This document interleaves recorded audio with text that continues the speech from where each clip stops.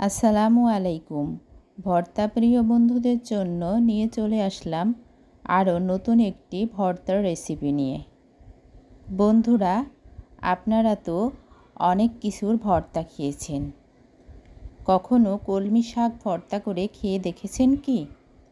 আজকে আমি আপনাদের সাথে শেয়ার করব কলমি শাকের ভর্তা। এজন্য আমি কিছু কলমি শাক বেছে খুব ভালোভাবে পরিষ্কার করে ধুয়ে নিয়েছি।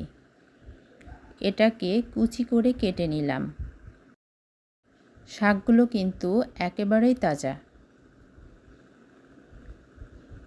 ভর্তা তৈরির জন্য আমি এখানে শুকনা মরিচ, রসুন কুচি, কাঁচা মরিচ চেরা, পেঁয়াজ কুচি নিয়েছি। এখন প্রথমে চুলায় কড়াই দিয়ে নিয়েছি। কড়াইয়ে আমি খুব সামান্য একটু পানি দিয়ে নিলাম। এবার কুচি করে রাখা শাকটাকে পানির মধ্যে দিয়ে নেব।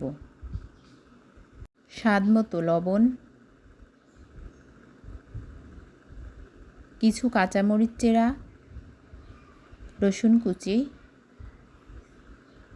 পেঁয়াজ কুচি, এগুলো খুব ভালোভাবে নাড়াচাড়া করে দেব। শাক থেকে পানিটা পুরোপুরি শুকিয়ে আসার জন্য অপেক্ষা করব। চুলার জালটি অবশ্যই লো হিটে রাখতে হবে। দেখুন, শাক থেকে কিন্তু আরও অনেকটাই পানি ছেড়ে দিয়েছে। আমি আরও 2 মিনিটের মতো শাকটা জাল করে নেব। দেখুন, শাক থেকে পানিটা শুকিয়ে এসছে। এখন আমি পাত্রে উঠিয়ে নিচ্ছি। এটা যেহেতু কলমি শাক কিন্তু খুব সহজেই সিদ্ধ হয়ে যায়। আবারও প্যানে সরিষার তেল দিয়ে নিচ্ছি। শুকনা মরিচটা আমি ভেজে নেব। শুকনা মরিচটা কিন্তু একটু ডিপ ব্রাউন কালার করে ভেজে নিতে হবে। তারপর পেঁয়াজটা দিয়ে দিলাম। পেঁয়াজটা লাইট ব্রাউন কালার করে ভাজতে হবে। পেঁয়াজটা নরম করা যাবে না, যাতে ভর্তা খাওয়ার সময় পেঁয়াজটা কসকস করে। এরকম অবস্থায় পেঁয়াজটা উঠিয়ে নিতে হবে। দেখুন, পেঁয়াজটাকে উঠিয়ে নিচ্ছি।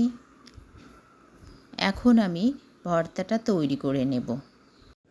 পরিমাণ মতো সরিষার তেল দিয়ে নেব। ভর্তা তৈরির জন্য অবশ্যই কিন্তু সরিষার তেল ব্যবহার করতে হবে। ভর্তাটা কিন্তু হাতের সাহায্যে মাখিয়ে তৈরি করতে হবে।